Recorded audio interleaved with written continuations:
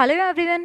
आज हम कक्षा 5 के गणित विषय के उप विषय लंबाई मापना और उसकी इकाई जानना पढ़ेंगे। तो बच्चों, आज हम क्या पढ़ने वाले हैं? लंबाई मापना और उसकी इकाई जानना। चलिए हम सबसे पहले अपने प्रश्न संख्या 1 की तरफ चलते हैं। हमारा प्रश्न संख्या 1 है, इन वस्तुओं का उनकी नापी जाने वाली इकाई से मिलान करें।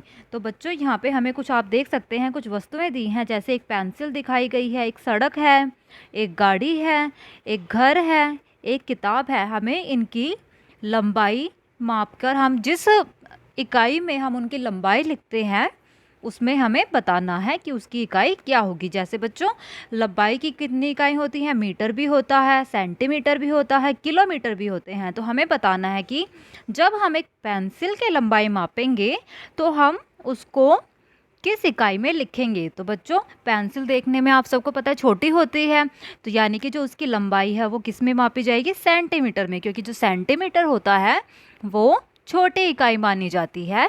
और जब हमें बताना होता है कोई वस्तु कितने लंबी है और वह वस्तु, मान लीजिए कोई ये पेंसिल 15 सेंटीमीटर लंबी है, यानी कि जो सेंटीमीटर है वह इसकी क्या है? इकाई है। लंबाई क्या है? 15 और इसकी इकाई क्या है? सेंटीमीटर है। और क्योंकि पेंसिल 15 सेंटीमीटर, अब आप देखिए हमने यहाँ सेंटीमीटर क्यों लिखा, मीटर क्यों नहीं लिखा? क्योंकि जो सेंटीमीटर होता है वो मीटर से छोटा होता है। 1 मीटर 100 सेंटीमीटर के बराबर होता है, यानी कि 1 मीटर 100 सेंटीमीटर के बराबर होता है। यानी कि जब 100 सेंटीमीटर बनेंगे तब जाकर 1 मीटर बनता है। यानी कि जो मीटर है वो क्या है? सेंटीमीटर से बड़ा है। और 1 मीटर का मतलब होता है 100 सेंटीमीटर, लेकिन हमारी जो पेंसिल है वो है 15 सेंटीमीटर की, यानी कि 15 सेंटीमीटर एक छोटी लंबाई है, इसलिए हम क्या करेंगे? यहाँ पे सेंटीमीटर लिखेंगे। तो हम पेंसिल को किस लंबाई में मापेंगे? सेंटीमीटर की इकाई में। ठीक है, अब हम चलते हैं अपने अगले चित्र की तरफ। तो बच्चों, जैसा कि आप देख सकते हैं यहाँ हमें एक सड़क दिखाई गई है। ये क्या है? एक सड़क है। जब हम जाते हैं कहीं पर भी बाहर जाते हैं, कहीं एक शहर से दूसरे शहर जाते हैं, तो हम जब सड़क के सहारे जाते हैं, गाड़ियों से जाते हैं, बसों से जाते हैं, तो वह क्या होती है? काफ़ी दूर की लंबाई होती है। और जब हमें दूर की लंबाई बतानी होती है बच्चों, तो हम उसके लिए किसका यूज़ करते हैं? किलोमीटर का। किलोमीटर लंबाई की सबसे बड़ी इकाई होती है। क्या होती है? किलोमीटर सबसे बड़ी इकाई। ठीक है, तो जब हमें ज़्यादा दूरी की चीज़ें बतानी होती है या ज़्यादा लंबी चीज़ों को बताना होता है, कि जैसे अगर किसी जगह की लंबाई कुछ ज़्यादा बड़ी है तो हम उसे किलोमीटर में लिखते हैं। मान लीजिए हमारे पास 1000 मीटर लंबी सड़क है, तो हम उसको 1000 मीटर की जगह 1 किलोमीटर भी लिख सकते हैं। क्या लिख सकते हैं? 1 किलोमीटर, यानी कि हम 1000 की जगह क्या लिखेंगे? 1 किलोमीटर। तो हम रोड को किससे नापेंगे? 1 किलोमीटर से। गाड़ी, तो बच्चों गाड़ी की लंबाई हम किस में नापेंगे? मीटर में, यानी कि जो गाड़ी क्या है? सेंटीमीटर से बड़ी है और किलोमीटर से छोटी है, इसलिए हम क्या करेंगे? इसे मीटर से नापेंगे। ऐसे ही घर, बच्चों घर को मापा जाता है मीटर में।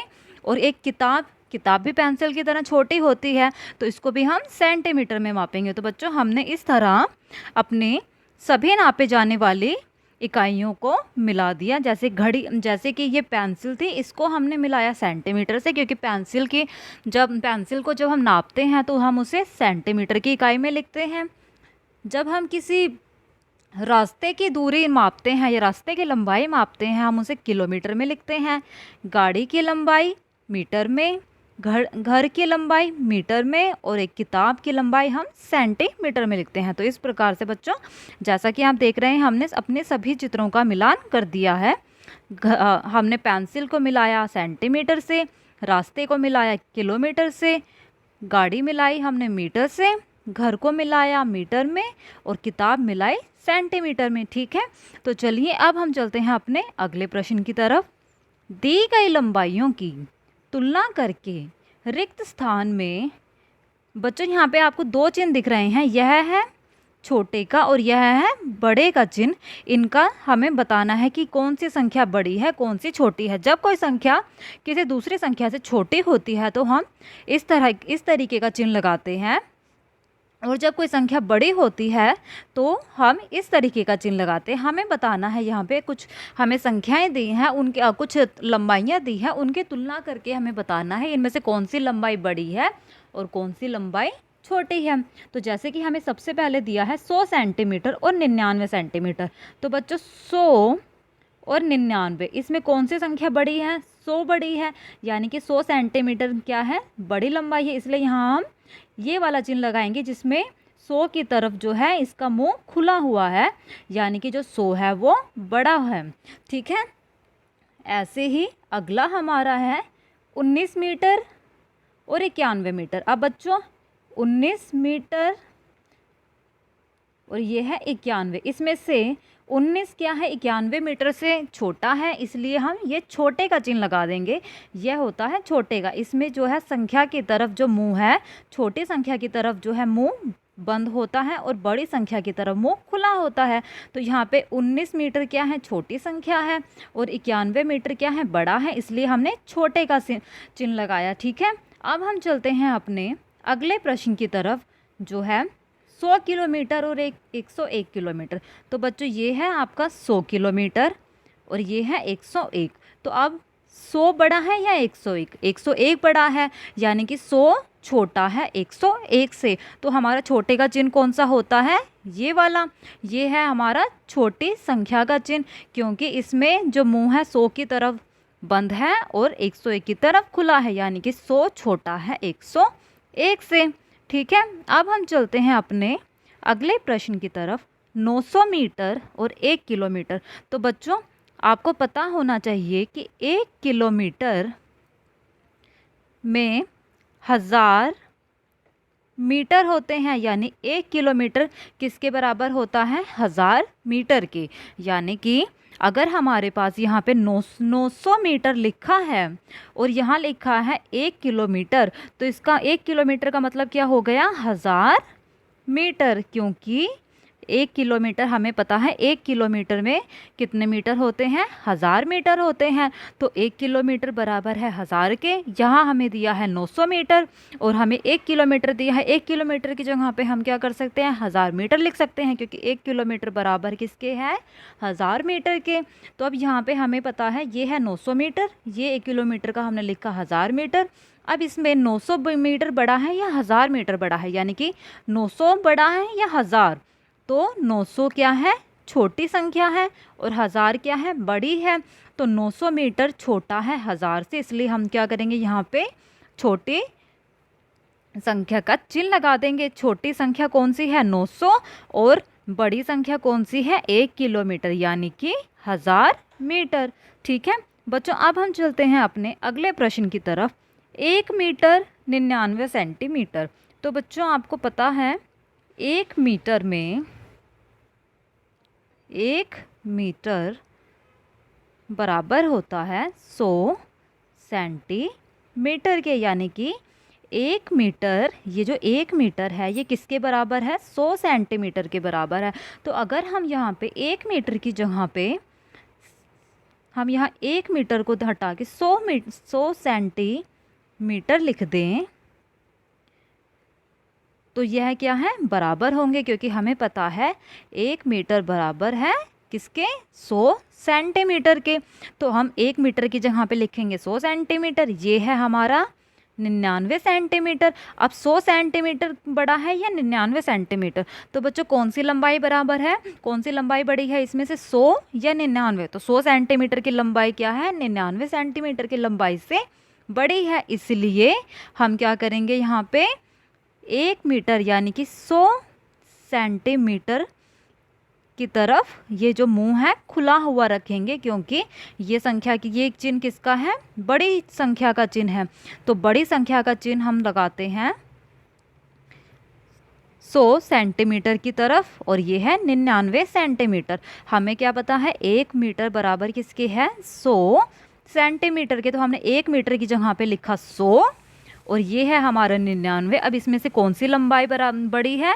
100 सेंटीमीटर की लंबाई ज़्यादा बड़ी है 99 सेंटीमीटर की लंबाई से, इसलिए हमने यहाँ पे बड़ी संख्या का चिन्ह लगा दिया। ठीक है, अब हम चलते हैं बच्चों अपने अगले प्रश्न की तरफ, जहाँ हमें दिया है 98 सेंटीमीटर और एक लंबाई हमें दी है 89 सेंटीमीटर। तो बच्चों आप बताइए इसमें से बड़ी संख्या या बड़ी लंबाई कौन सी है, 98 सेंटीमीटर बड़ी है या 89 सेंटीमीटर। तो बच्चों यहाँ पे बड़ी लंबाई किसकी है, 98 सेंटीमीटर वाली, क्योंकि 98 बड़ा है 89 से। तो यानी कि ये जो लंबाई है, ये लंबाई क्या है, बड़ी है इस लंबाई से, इसलिए हम यहाँ पे बड़ी संख्या का चिन्ह लगा देंगे। तो बच्चों इस तरीके से हमने अपने सभी प्रश्नों को हल कर लिया, जैसे कि 100 सेंटीमीटर और 99 सेंटीमीटर की लंबाई में से किसकी लंबाई बड़ी है, 100 सेंटीमीटर की, इसलिए हमने यहाँ पे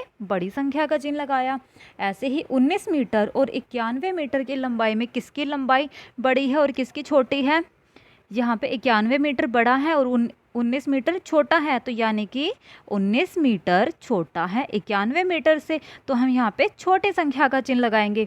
बड़ी संख्या के लिए हम इस चिन्ह का प्रयोग करते हैं और छोटी संख्या के लिए इस चिन्ह का प्रयोग करते हैं। ठीक है, ऐसे ही हमने 100 किलोमीटर 101 किलोमीटर में, यानी कि 100 किलोमीटर छोटा है 101 किलोमीटर से।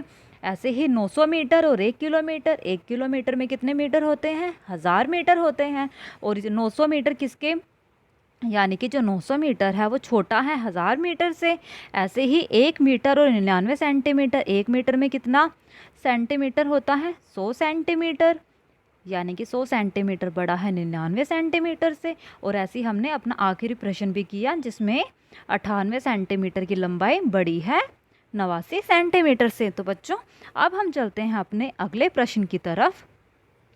प्रश्न संख्या 3, नीचे दी गई वस्तुओं को मापने के लिए किस इकाई का प्रयोग होता है, सही उत्तर पर चिन्ह का सही का चिन्ह लगाएं। तो बच्चों यहाँ पे आप देख सकते हैं हमें वस्तुओं के नाम दिए हैं और इन वस्तुओं की जो लंबाई है हम इसको किन इकाई के रूप में लिखते हैं, उसके हमें इकाइयाँ दी हैं, इनमें से सही इकाई के सामने हमें सही का चिन्ह लगाना है। यानी कि जैसे कि हमें यहाँ दिया है कक्षा की लंबाई, तो बच्चों एक कक्षा की लंबाई हम किस में नापते हैं, मीटर में। तो हम क्या करेंगे, मीटर, कक्षा की लंबाई के आगे मीटर की इकाई के सामने चिन्ह लगा देंगे। ठीक है, ऐसे ही घर की लंबाई किस में मापी जाती है बच्चों, मीटर में मापी जाती है। ऐसे ही उंगली क्या है, छोटी होती है, आप अपनी उंगली देखिए वो छोटी होती है, तो वो हम किस में नापते हैं, जब हमें कोई छोटी चीज़ की लंबाई मापनी होती है तो हम उससे सेंटीमीटर में मापते हैं। तो हम क्या करेंगे, उंगली की लंबाई हम किस में मापेंगे, सेंटीमीटर में, इसलिए हम उंगली की लंबाई के सामने सेंटीमीटर के नीचे सही का चिन्ह लगा देंगे। ऐसे ही आता है दरवाजे की लंबाई। तो बच्चों दरवाजे की जो लंबाई होती है वो थोड़ी बड़ी होती है, इसलिए हम उसे किस में नापते हैं, मीटर में। ठीक है, ऐसे ही घर से स्कूल की दूरी, अब बच्चों जब आप स्कूल जाते हैं तो अपने घर से स्कूल जाते हैं तो वो काफ़ी दूरी पे होता है स्कूल, तो यानी कि जो घर से स्कूल की दूरी है वो हम किस में नापते हैं, किलोमीटर में। क्योंकि जब हमें काफ़ी लंबी चीज़ों को नापना होता है, सबसे ज़्यादा लंबी चीज़ें जब हमें नापनी होती हैं, या फिर मैं कहूँ कि अगर लंबाई ज़्यादा हो तो हम उसके लिए किस इकाई का प्रयोग करते हैं, इकाई किलोमीटर का। कौन सी इकाई, किलोमीटर। इसलिए हम क्या करेंगे, घर से स्कूल की दूरी के सामने किलोमीटर के नीचे सही का चिन्ह लगा देंगे। एक शहर से दूसरे शहर की दूरी, तो बच्चों एक शहर से दूसरे शहर की दूरी या एक शहर से दूसरे शहर की जो लंबाई होती है वो भी काफ़ी बड़ी होती है, तो उसके लिए भी हम क्या करेंगे, किलोमीटर में नापेंगे। क्योंकि जब लंबाइयाँ ज़्यादा होती हैं तो हम क्या करते हैं, किलोमीटर की इकाई का उपयोग करते हैं। ठीक है, तो सबसे ज़्यादा दूरी एक शहर से दूसरे शहर की होती है, तो इसमें क्या करेंगे, हम किलोमीटर के सामने नीचे इसके चिन्ह लगा देंगे। ठीक है, तुम्हारी लंबाई, यानी कि बच्चों हमारी जो लंबाई है हम किस में नापते हैं, सेंटीमीटर में। ठीक है, तुम्हारे बैग की लंबाई, अब बच्चों बैग भी देखने में छोटा होता है तो हम उसे किस में नापते हैं, सेंटीमीटर में, क्योंकि जो छोटी चीज़ें होती हैं हम उसे सेंटीमीटर में नापते हैं। पानी की टंकी की लंबाई। तो बच्चों पानी की जो टंकी होती है उसकी लंबाई हम किस में नापेंगे?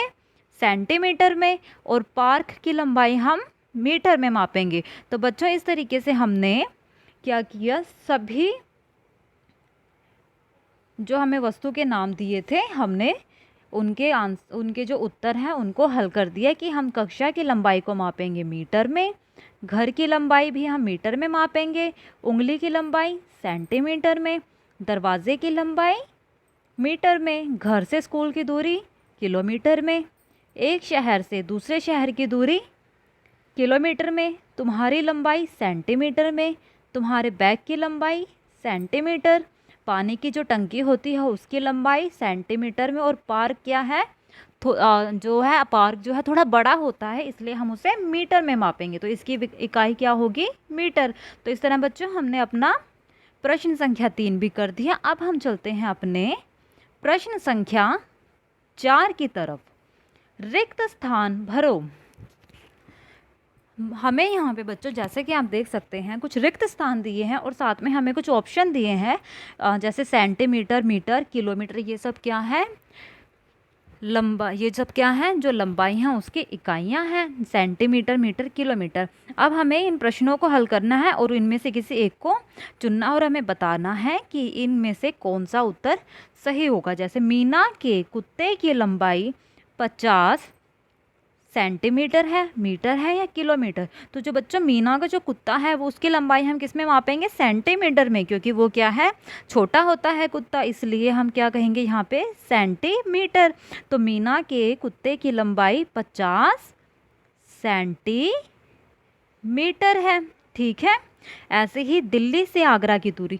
तो बच्चों दिल्ली से आगरा की दूरी, दिल्ली से आगरा यानी एक शहर से दूसरे शहर की दूरी, यानी कि ज़्यादा लंबाई है और ज़्यादा लंबाई की चीज़ों को हम किस में नापते हैं? किलोमीटर में। तो इसमें हम क्या लिखेंगे? 300 किलोमीटर में। तो यही हमने क्या किया, यहाँ लिखा 300 किलोमीटर। हमारा उत्तर क्या होगा? दिल्ली से आगरा की दूरी कितनी है? 300 किलोमीटर है। खेल के मैदान की लंबाई। तो बच्चों खेल का जो मैदान होता है वो क्या होता है? थोड़ा बड़ा होता है, इसलिए हम उसे मीटर में मापते हैं। तो खेल के मैदान की लंबाई 100 मीटर है। तो हमारा उत्तर होगा 100 मीटर। ठीक है। ऐसे ही मोबाइल की लंबाई, मोबाइल क्या है बच्चों? छोटा होता है, इसलिए हम उसके लिए क्या यूज़ करेंगे? सेंटीमीटर का, क्योंकि जब छोटी चीज़ों की लंबाई हमें मापनी होती है तो हम क्या करते हैं? सेंटीमीटर का यूज़ करते हैं ना। तो मोबाइल की लंबाई होगी 10 सेंटीमीटर। तो उत्तर हमारा क्या आ जाएगा? 10 सेंटीमीटर। और ऐसे ही अगला हमारा है घर की खिड़की की लंबाई। तो बच्चों जो घर की खिड़की है, जो खिड़की है वो भी छोटी होती है, इसलिए हम उसे भी क्या करेंगे? सेंटीमीटर में मापेंगे। तो घर की खिड़की की लंबाई कितनी है? 15 सेंटीमीटर। तो इस तरह बच्चों हमने अपना प्रश्न संख्या 4 भी कर दिया। जैसे मीना के कुत्ते की लंबाई 50 सेंटीमीटर है, दिल्ली से आगरा की दूरी 300 किलोमीटर है, खेल के मैदान की लंबाई 100 मीटर है, मोबाइल की लंबाई, मोबाइल छोटा होता है इसलिए हम सेंटीमीटर की इकाई का यूज़ करेंगे, तो 10 सेंटीमीटर है, और घर की खिड़की की लंबाई 15 सेंटीमीटर है। ठीक है। तो बच्चों अब ये हो गया हमारा प्रश्न संख्या 4। अब हम चलते हैं अपने अगले प्रश्न की तरफ। मुद्रा। तो बच्चों आज हम मुद्रा के बारे में पढ़ेंगे। तो मुद्रा क्या होती है? आप सभी ने अपने घर में जो नोट होते हैं, पैसे होते हैं, वो सब देखे होंगे बच्चों। उसे हम क्या कहते हैं? वो हमारी मुद्रा है। जैसे कि हम यहाँ पढ़ रहे हैं, यह वस्तुओं, मुद्रा क्या है? यह वस्तुओं और सेवाओं के आदान प्रदान का एक माध्यम है। यह पैसा है, यानी कि जब आप कोई वस्तु खरीदते हैं या आप कोई सामान खरीदते हैं तो उसके बदले में आप दुकानदार को पैसे देते हैं, वो क्या है? आपकी मुद्रा है। तो वो पैसे क्या है? मुद्रा हैं। ठीक है। कागज या सिक्कों के रूप में, जैसे 100 रुपये का नोट, 50 रुपये का नोट, ये सब क्या है? कागज में आते हैं। और 1 रुपये का सिक्का, 2 रुपये का सिक्का, वो क्या है? आपके सिक्के आते हैं। आमतौर पर एक सरकार द्वारा जारी किया जाता है, यानी कि बच्चों जिन पैसों का, जिन कागज या सिक्कों का प्रयोग हम करते हैं वो कौन जारी करता है? हमारी सरकार जारी करती है। और आमतौर पर भुगतान के तरीके के रूप में इसके अंकित मूल्य पर स्वीकार किया जाता है। जैसे कि एक 100 रुपये का नोट है, तो 100 रुपये के नोट की कीमत कितनी है? 100 के बराबर है। यानी कि जो उस कागज़ के ऊपर संख्या अंकित होगी, जैसे यानी कि एक नोट है, उस पे 500 रुपये लिखा है, तो उसकी जो मूल्य है वो किसके बराबर है? 500 के बराबर है। यानी कि जो सरकार कागज़ जारी करती है और जो उस पर मूल्य अंकित होता है वही उसका क्या होता है? मान होता है। ठीक है। अब हम बच्चों मुद्रा से संबंधित या पैसों से संबंधित कुछ अपने प्रश्नों को हल करेंगे। चलिए शुरू करते हैं। भारत की मुद्रा का नाम बताइए। तो बच्चों भारत की जो मुद्रा है उसका नाम क्या है? रुपया। क्या नाम है? रुपया। हम कहते हैं ना कि 100 रुपये, 200 रुपये, 5 रुपया, 1 रुपया, तो ये जो रुपया है ये क्या है? हमारी मुद्रा है। तो भारत की मुद्रा का नाम क्या है? रुपया है। ठीक है। अब हम चलते हैं अपने अगले प्रश्न की तरफ। भारतीय मुद्रा का चिन्ह लिखिए। तो बच्चों भारतीय मुद्रा का चिन्ह क्या है? ये रा, उसके ऊपर ये लाइन और उस बीच में एक और लाइन, तो ये क्या है? आपकी भारतीय जो हमारी मुद्रा है उसका चिन्ह है। ठीक है। अब हम चलते हैं अपने अगले प्रश्न की तरफ। हमारा तीसरा प्रश्न है, भारतीय मुद्रा में कितने प्रकार के नोट हैं? तो बच्चों भारतीय मुद्रा में कुल 8 प्रकार के नोट हैं। कितने नोट हैं? 8 प्रकार के। वो नोट कौन से आते हैं? 2000 का नोट आता है, फिर 500 का नोट आता है, 100 रुपये का नोट आता है, 200 रुपये का नोट आता है, फिर 50 रुपये का, 20 रुपये का, 10 रुपये का और 5 रुपये का। तो ये 8 हमारे नोट होते हैं। कितने प्रकार के नोट हैं? हमारे 8 प्रकार के हैं। ठीक है। अब हम चलते हैं अपने अगले प्रश्न की तरफ। भारतीय मुद्रा के विभिन्न नोटों का उपयोग करके 5,985 रुपये बनाएं। तो बच्चों हमें यहाँ पे भारतीय मुद्रा के जितने भी नोट आते हैं, जैसे 2000 का, 500 का, 200 का, 100 रुपये का, 50 रुपये का, 200 रुपये का, 10 रुपये का और 5 रुपये का जो नोट है, हमें उसका इस्तेमाल करके कितने रुपए बनाने हैं? कुल 5,985 रुपये बनाने हैं। ठीक है। और नीचे दिए गए स्थानों में उपयोग किए गए नोटों का विवरण दें। तो हमें क्या करना है? यहाँ पे जो हमें नोट की संख्याएं दी हैं, हमें बताना है हम कितने रुपए के कितने नोटों का उपयोग करेंगे जिससे हमें 5,985 रुपये मिल जाएं। तो जैसे हमारे पास यहाँ पे है 2000 का नोट, तो 2000 के हम 2 नोटों का जब हम उपयोग करेंगे तो हमें मिलेगा 4000 रुपये। उसके बाद हम 500 रुपये के 2 नोटों का इस्तेमाल करेंगे जिससे हमें मिलेंगे 1000 रुपये। 200 रुपये के हम 3 नोटों का इस्तेमाल करेंगे जिससे हमें मिलेंगे 600 रुपये।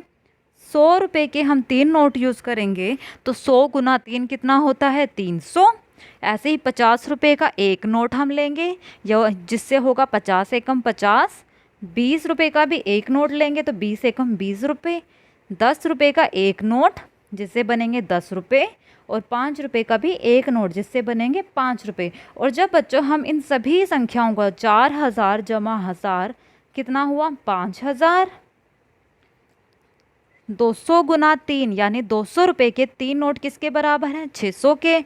100 रुपये के 3 नोट किसके बराबर होंगे? 300 के। तो 600 जमा 300 कितना हुआ? 900। तो ये बन गया हमारा 5,900। अब है ये 50 जमा 1, 50 जमा 20 जमा 10 जमा 5, ये कितना बना हमारा? 85। और जब हम इन सभी को जोड़ेंगे तो हमारी संख्या हमारे पास कितने रुपए हो जाएंगे? 5,985 रुपये। तो इस प्रकार बच्चों हमें 2000 रुपये के 2 नोट, 500 रुपये के 2 नोट, 200 रुपये के 3 नोट, 100 रुपये के 3 नोट, 50 रुपये का 1, 20 रुपये का 1, 10 रुपये का 1 और 50 रुपये का 1 नोट इस्तेमाल करके हम कितने रुपए बनाएंगे? कुल 5,985 रुपये। ठीक है।